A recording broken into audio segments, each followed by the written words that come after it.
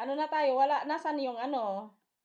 Platito? Platito. Ano yan? Gawa ba yan o binili? Binili ko and then nag-toppings lang ako. Ah, di sabi ba lang? ko nga. Sabi ko palang ganito sa tindahan. Ako pa naman, di ba? Lagi akong toppings ang ginagawa ko. Ang ganda. Pinicturean mo ng Oo. close up. Ang ganda kayo. Oo. Bumili ako ng zele. Bumili ako mga ganyan. Tapos itinappings-toppings ko. Ganun lang. Tatala ba? Oo. Hindi halata na ginawa ko lang. Oh, di Parang ba? professional lang nag-ano. Oo. Ayan siya. Ayan, di ba? Halog ng lata niya. Hindi naman ako kumain ng kanin. Puro gulay naman laman ng tiyaka. No? Okay lang. Titin na kanin na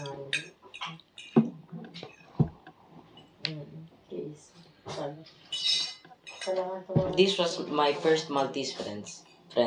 Wait.